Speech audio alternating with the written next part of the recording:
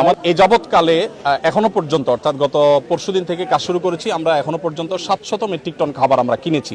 তার সবগুলো এসে পৌঁছায়নি, যেগুলো এসেছে আমরা সেগুলো আজকে কাজ শেষ করছি। এখানে প্রায় 2000 স্বেচ্ছাসেবক এসেছেন। এর মধ্যে ঢাকা বিশ্ববিদ্যালয়ের প্রফেসর আছেন, আমি ব্যক্তিগতভাবে দেখেছি, চিনেছি। আবার ঢাকা ইউনিভার্সিটির সহ সমস্ত বিশ্ববিদ্যালয়গুলোর বিভিন্ন বিশ্ববিদ্যালয়ের স্টুডেন্টরা এসেছেন, বিভিন্ন শ্রেণী পেশার মানুষ এসেছেন, বিভিন্ন ব্যবসায়ীরা এসেছেন। তো এমন ছোট ছোট শিশুরাও এসেছে, তারা প্যাকেজিংয়ের কাজে হেল্প করছে। আমাদের ইতিমধ্যে 5-7টি গাড়ি ইতিমধ্যে স্পটে পৌঁছে গেছে এবং মহিপালে বাংলাদেশ সেনাবাহিনীর যে ক্যাম্প, সেখানে আমরা আজকে সকালে 2 ট্রাক মালামাল হস্তান্তর করেছি, 3 ট্রাক গত রাতে চলে গেছে।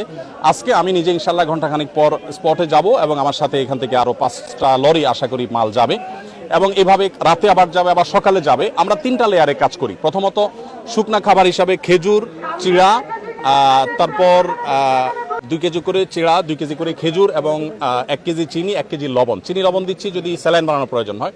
এই জিনিসগুলো আমরা দিচ্ছি প্রাথমিকভাবে 20,000 পরিবারকে। আর 40,000 পরিবারের জন্য 10 কেজি করে চাল, 2 লিটার সয়াবিন তেল, 2 কেজি মসুর ডাল এবং 1 কেজি লবণ, 1 কেজি চিনি দিচ্ছি। আলুটা দিতে পারছি না কারণ আলু পচে যাওয়ার আশঙ্কা আছে, কারণ লরিতে দেখা যায় পথে রাস্তায় কি হবে আমরা জানি না। যদি 2 দিন জ্যামে পড়ে থাকে তাহলে সেক্ষেত্রে এগুলো পচে যাবে। সেক্ষেত্রে আমরা হয়তো নগদ কিছু টাকা দিব যাতে করে তারা কিনে নিতে পারে।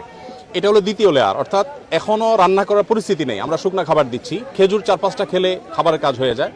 সেই সাথে আমরা একটু পানি শুকোতে শুরু করলে কাল বা পরশু সকাল থেকে আমরা চাল ডাল সহ ভারী খাবার দেব। এরপর তারা যখন ঘরবাড়িতে যাবেন তখন আমরা 25 কেজি করে চাল ইনশাআল্লাহ আশা করছি যে আমরা 20,000 পরিবারকে দেব। এরপরে 4th লেয়ারে গিয়ে আমরা 4,000 পরিবারকে ঘর বানিয়ে দেওয়ার প্ল্যান করেছি। পরিপূর্ণ ঘর বানাতে না পারলেও 4 বান করে টিন এবং কিছু নগদ টাকা 10 বা 20,000 টাকা, যেটি আমাদের সুযোগ হয় আমরা এটা দেবো। এখনো পর্যন্ত আমাদের কাছে ফান্ড এসে সব পৌঁছায়নি। আলহামদুলিল্লাহ গত 24 ঘন্টার ভিতরে প্রায় 3 লক্ষ মানুষ আমাদেরকে অনলাইনে ডোনেশন করেছেন। এর ভিতরে 1 টাকা, 5 টাকা, 10 টাকা সব রকমের আছে।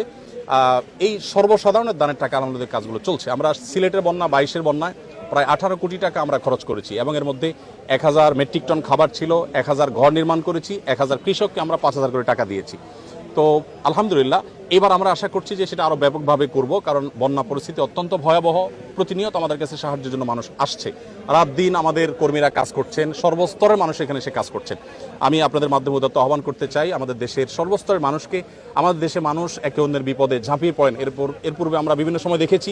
এবারও আশা করি যে এই বন্যায় আমরা প্রত্যেকে যার যার সাধ্য অনুযায়ী আমাদের আশেপাশে থাকা আমাদের জানাশোনা মানুষগুলোর পাশে আমরা দাঁড়াবো এবং সবাই যদি সম্মিলিতভাবে আমরা প্রচেষ্টা করি, জাতীয় দুর্যোগ মোকাবেলা করার কোনো ব্যাপার না ইনশাআল্লাহ বিদিনিল্লাহ।